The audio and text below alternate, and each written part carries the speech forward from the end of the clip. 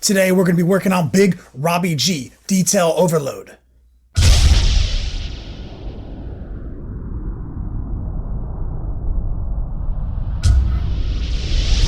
Yo dog, Katie Boucher here, Next Level Painting, hitting you up on the literal best of all days on this Friday in the Beats Lab in Hollywood, California. I got another painting tutorial for you.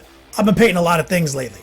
We've been jumping around, I got projects in the back burner, but we've also been painting Rabute Gilliman. So obviously you saw the flaming sword. If you've been following me on Twitch, you've been seeing some of the golds. We even did the airbrushing, all the blues. We also did the helmet. We did a lot of cool stuff. Well, today I'm going to show you that backpack. It's detail overload. That backpack is easily as detailed as many individual minis I've painted. It's literally just as difficult to paint as Greyfax. It is insane. We covered the wings on Twitch, which brings me to my point. You better be following me on Twitch because it is a different experience. Here on YouTube, we cover concise tutorials, smaller tasks, but on Twitch, that's where the fun is. That's where the Q&As are. That's where it gets done. Definitely check that video out. So today we're going to be focusing on all the little doodads, all the little gizmos, how to stay busy in the Beats Lab is a theme that we've been using in the last couple of videos, so we're going to get it done. I want to shout out a couple of clutch individuals over on my Patreon page. We got Michael, Matt, Pedro, my man Ryan. Thank you guys. You came in hot this week. I can't do it without you. It's how I keep the lights on. Thank you guys. And of course, thelongwar.net. It's your home of the battle reports and all the 8th edition news. Let's do this thing, guys. Here is that overly detailed backpack from my man Robbie G. Now on Twitch, we'd already done these golds, so you can definitely check that replay out if you want to see how we detailed those golds. Now here's the box art. We're trying to go out the box art for the most part, but we're using our own colors. So we're going to start off with antique gold. This is Reaper Master Series. This is a solid color with a really good stick. And let's just jump right into it, guys. We're going to just start framing out some of these weird edges. It's everywhere. Now, the trick with these Reaper colors is they don't like to get thinned down that much. You're going to have to use either a medium or a flow improver to thin it down. But they're actually really thin out of the bottle. So on this trim right here, I'm actually just raw dogging it. Small detail brush. Just carefully lining the trim out. Now, like I said, we did all these blues on Twitch. We did some of these golds on Twitch. You're not going to want to miss Twitch is what I'm trying to say, guys. We do a lot of stuff over there. In these videos, we focus on some of these concise details, showing you kind of the close-ups here. Very carefully finding our edges by moving the model. Keeping our brush relatively in the same location so we can just drag our flat edge across these trim parts. These hyper detail, more detail than necessary. What I did notice about these details, they're a lot finer than you would expect them to be on a model of his scale. It is quite a challenge. So now that we've kind of boxed some of those golds out, we can start switching it up. We're going to grab this Sanguine base from P3. It's a solid color. Going off the box art again here. We're going to now use this color to establish a base dark tone for all these wires and cables. They went as far to even paint that little monitor on his backpack there. They painted that red, and I was like, nah, it's a squandered opportunity to introduce some of our standard green. So we'll come back to that with a green. They also introduced a little purple to the purity seal. I just kept it traditional red. Wasn't too concerned with it. I feel like when you have a spot that's red and then a spot that's not quite red near it, I don't like that. It doesn't make my eyes happy. So just real quick, P3 is a solid, sticky, great foundation kind of color series. They got great pigment, great stick, great coverage, everything you can hope for in a paint. P3's got it. So here we go. Just banging them out. Getting that dark spot. It's the contrast.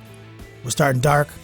We're going to work up to the light tones. We're probably going to introduce wash if you know anything about my system. Moving along, you know, using a small brush here because I'm just super scared of flicking any of these reds around, getting them on the blue. Now we're going to grab Shining Silver from Army Painter. These are great paints as well. And we're going to use this silver to now detail any of these, you know, basic metallic sections out.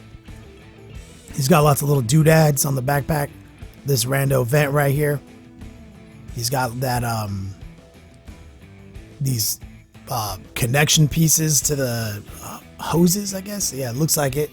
He's also got a couple of like, you know, equalizers on that little view screen there. I mean, he's got all sorts of serious details. I mean, they went all out.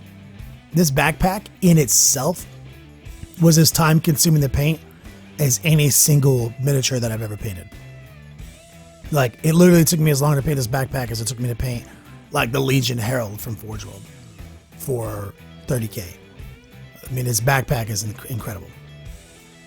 And you can kind of see some of the sneak peeks up there up top, how we're trying to introduce these colors. Now let's grab Necrotite Green, our favorite color of all time, another P3 formula. This is the best green in the business. We're going to just water it down, dab it onto this computer screen. One thin layer will do at this stage. It'll have pretty good stick over blue. Like I said, they painted this red, and I was like, dog, you got too much red. You got to throw a green panel in there somewhere, homie. So get that nice and carefully dabbed on. We're using more of a dab technique here. Very watered down. Now let's introduce Evil Sun Scarlet from the Airline. I love this color. And now we're going to just rapid fire bang out some quick highlights on these red areas, these hoses, that purity seal. Real quick. It doesn't barely even need to be thinned down. It's an Airline. It's super thin already, but I did use a little water to help me kind of glaze it in to these darker reds so I can get a nice clean blend. That's kind of like what that glazing technique is going to do for you. And it's going to dry real fast. So just, you know, keep moving the model around. Like I said, keep the brush relatively in the same position where you can slide the flat of the brush across the area you're trying to highlight best you can.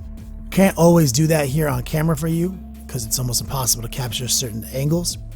Trust me, just do your best to be able to drag the brush across an edge versus having to manually paint.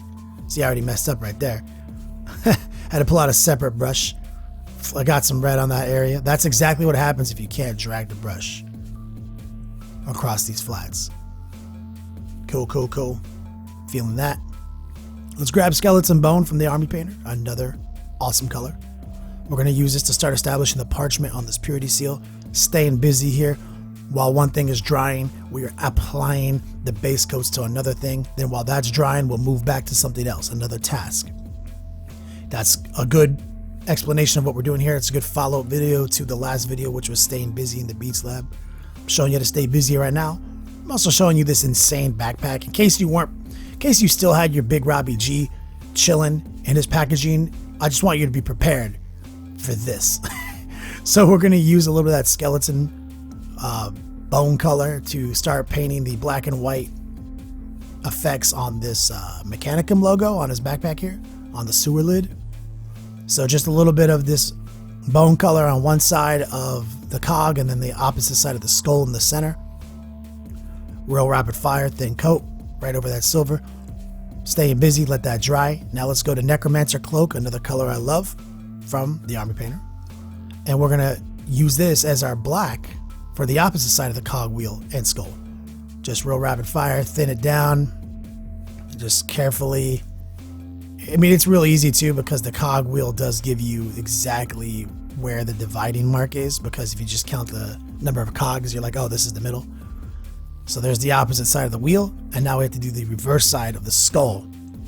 There it is. Let that dry. Come back in there and detail that however you want. That's a solid base coat. All right, now it's the wash time. All that stuff is dried up. We're gonna use a little mild brown, a little dark tone. These are both Army Painter. Been loving their wash game. And we're gonna use black at this moment so we can really add some weathering and some antiquing to the metals here. I like a kind of a well-oiled look, but also a well-used look. So we're going heavy with the black wash over the silver right now. And we'll come back in and dry brush it. On the box art, it's almost like they started black and then just dry brush silver over the black.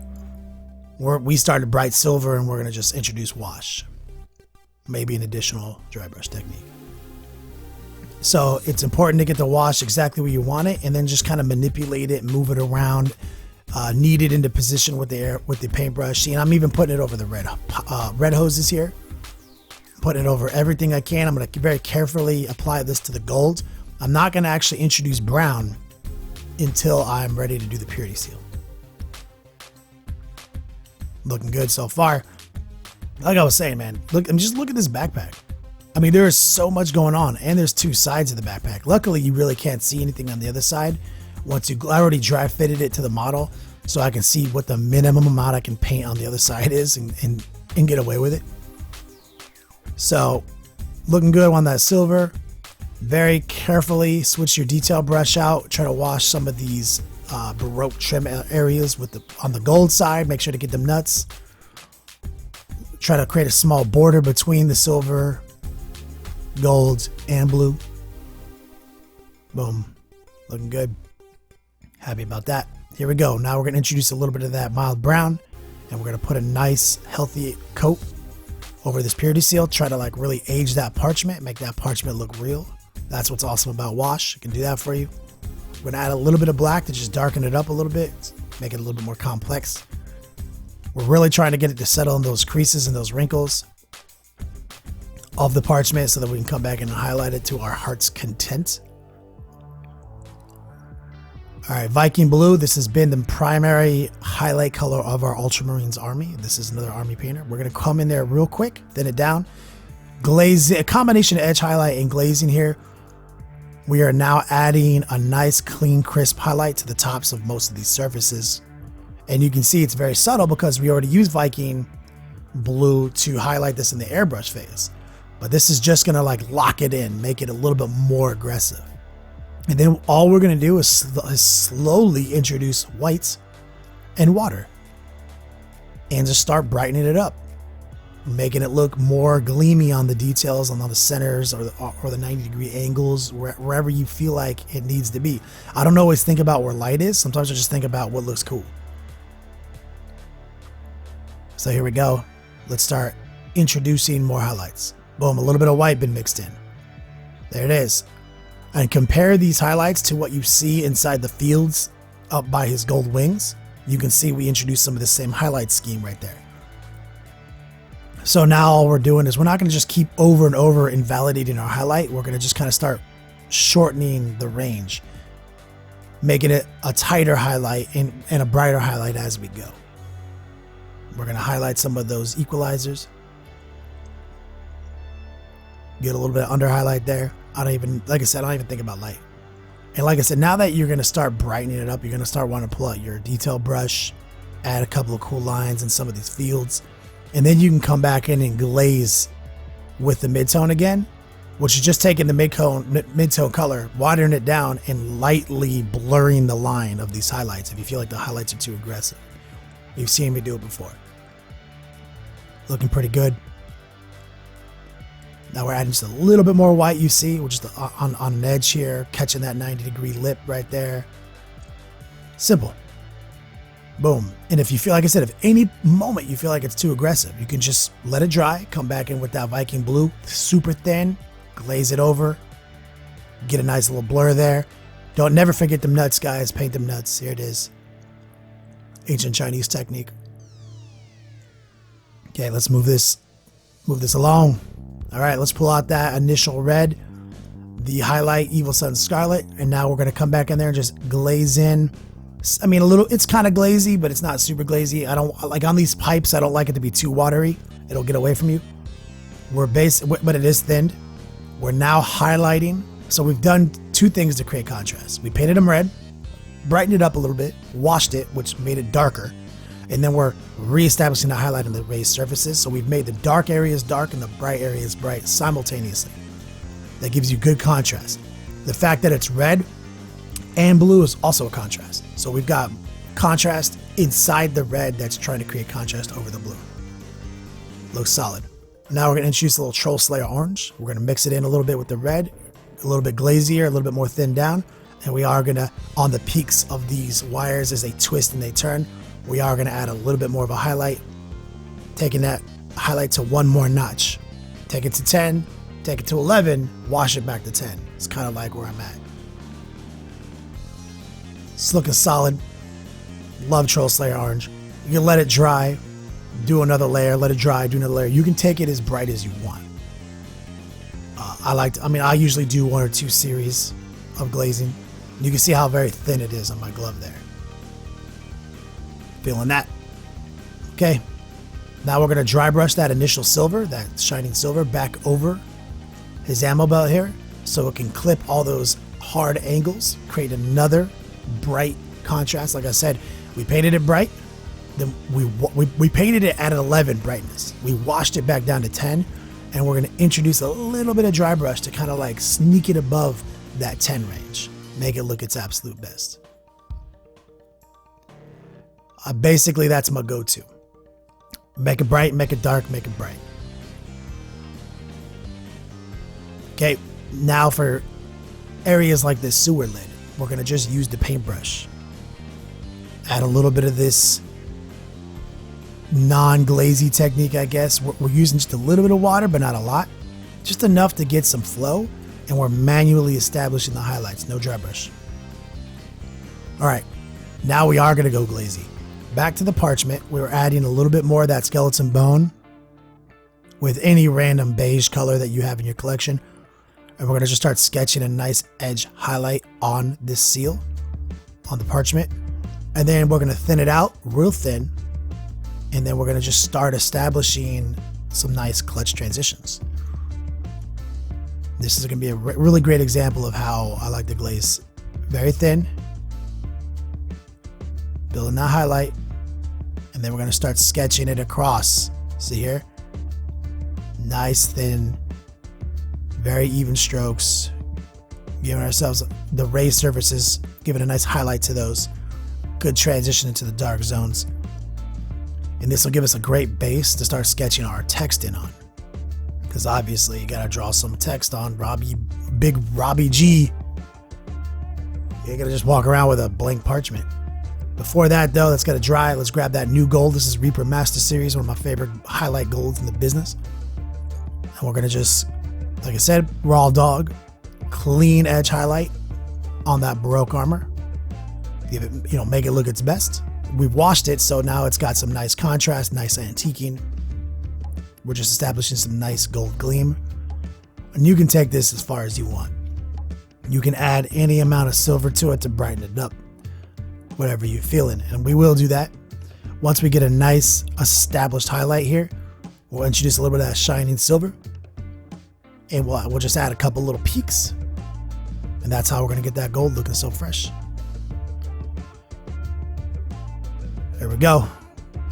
One peak. Turn the model, drag the flat of the brush. There it is. A little extra highlight in right there. Same deal on that little trim section down below. Get that little eagle. Just a couple of little exclamation points on that trim.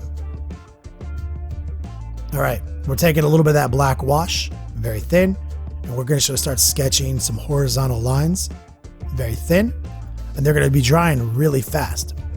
So we're going to keep kind of narrowing the focus on them. We're creating kind of like a blurred text here, and we're using the wash because it's going to dry out very, very muted. And then we're going to start sketching little dots in to kind of create the breaks of the text. So you'll see here, we're just going crazy here. No rhyme or reason, just some nice clean lines. While those are drying, we're going to draw a cool little square in the top left quadrant of the purity seal, which gives it that illusion of that like seal at the beginning of a paragraph. Just kind of a little red box. And then we're going to pull out that wash again, and we're going to start drawing some nice, neat lines. A couple of dots. Try to create the illusion of text. And we're even going to try to box that red square out a little bit. And then we're going to rapid fire switch back to the parchment color once we have a good spot here. Once we dot in some cool line breaks. Like I said, box out that red square. Give it some definition. Make it look like it was scribed on. It's a very fancy letter or something. Like they do. Now we're going to take some of that parchment and we're going to focus on highlighting real quick underneath the text. Creating a bit of an impression in the paper. Like it's been drawn in and depressed the paper. And this is going to let us skinny up our lines while creating a fun little contrast element. Cool. There it is. Digging it. Now let's grab some Flash Goods Yellow, another Citadel Airline, one of my favorite colors in the business. And let's draw a bottom right 90-degree highlight on this window screen. I'm going to show you a quick rapid fire gleam effect on any kind of glass surface that works pretty good, create an illusion. We're going to start adding some darker green, a little black mixed in, and do the opposite top left quadrant. And this is thin, this is glazed in, but the trick is you got to use pure black. And you got to make it at a totally abrupt, like it's just dark now. There's no transition, it's just dark. Boom. Now it's starting to look like glass. We're kind of cutting it in, creating a cool little curve to it. We'll blur the transition a little bit here with a little bit more green, just so there's a fun little blur there. But the exclamation point will come in the form of a clutch little off-white. This is like a beige, like a really bright beige here. You know, any off-white will do, or even white. So we're gonna add one to the black even. Right in the corner of the black, right in the corner of the highlight. Boom. Gives you that nice gleam. Looks like a window or a computer screen that you can't quite see the text on. It's a fun little effect. You can use this on windows, anything. I dig it. Feeling pretty good about where we're at on this, guys. That was a fun model. Thanks for watching.